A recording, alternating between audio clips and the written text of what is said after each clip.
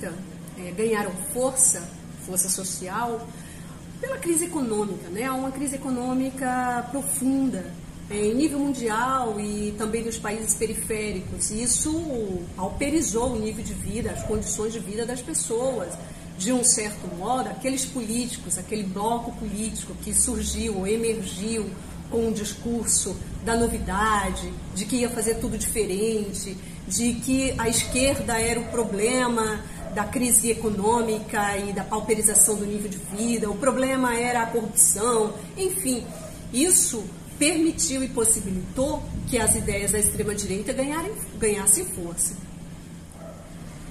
Mas essas ideias que ganharam força, né, a extrema-direita, que são ideias conservadoras, são ideias do atraso, é a ideia do racismo, é a ideia do machismo, do preconceito, né? São as ideias de que a religião deve estar cruzando todas as temáticas da sociedade.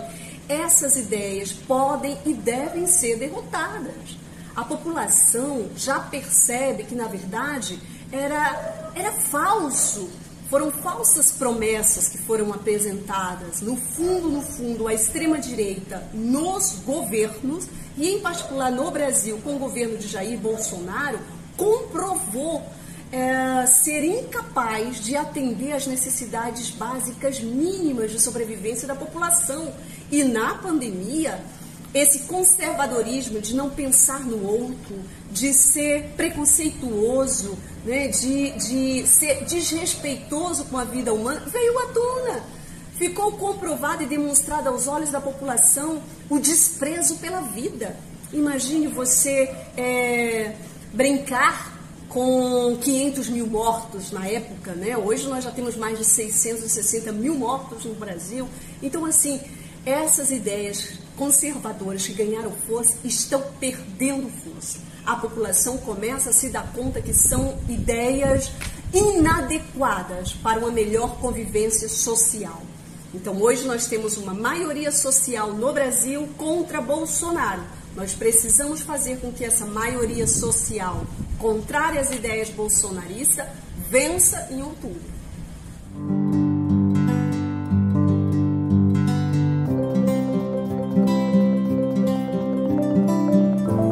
Veja, os movimentos sociais hoje precisam retomar o protagonismo. Acho que já estão retomando o protagonismo, né?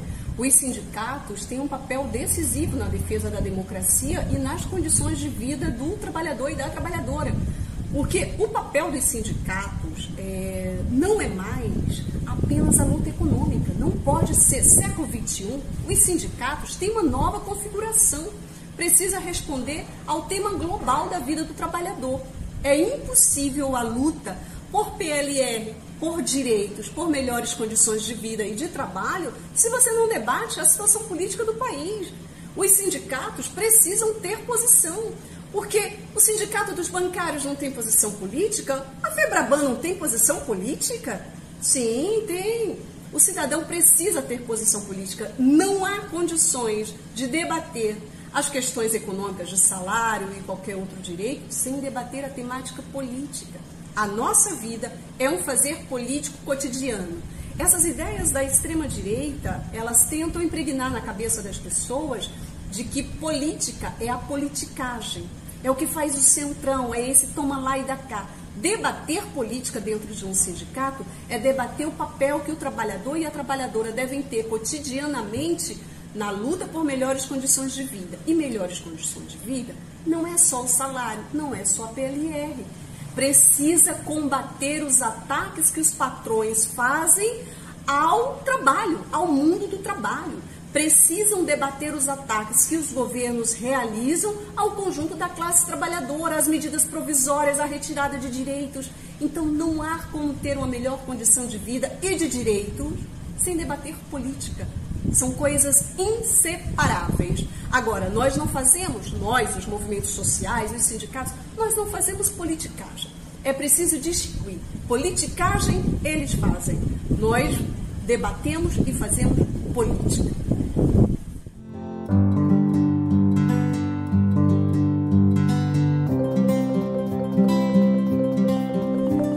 A democracia está em risco no Brasil. As ideias da extrema-direita, o governo de extrema-direita, né, o bolsonarismo, ataca cotidianamente a democracia. E qual é a importância da democracia para o cidadão comum? A importância da democracia para o povo brasileiro é que nós já vivemos mais de 35 anos de ditadura, sabemos o quanto que o autoritarismo piora as condições de vida. A população pode ter um salário melhor se ela viver na democracia. Ela pode ter uma educação, uma escola pública, saúde pública melhor se viver na democracia. Então a democracia é algo fundamental para a dona de casa, para o trabalhador, para o jovem, para a mulher, para o negro. É fundamental a vida em democracia para ter uma perspectiva de vida melhor. Nesse sentido, defender a democracia daqui até outubro é uma tarefa de todos nós. Votar em Bolsonaro ou defender as ideias bolsonaristas é um retrocesso para a democracia. Por quê? Porque são autoritárias. As ideias de extrema-direita são ideias autoritárias. Então é fundamental a defesa da democracia para que a gente tenha emprego no país, para que a gente tenha melhores condições de saúde, para que a gente tenha um SUS atuante, para que a gente tenha educação pública, para que a gente tenha menor violência, para que a gente tenha uma sociabilidade mais igualitária.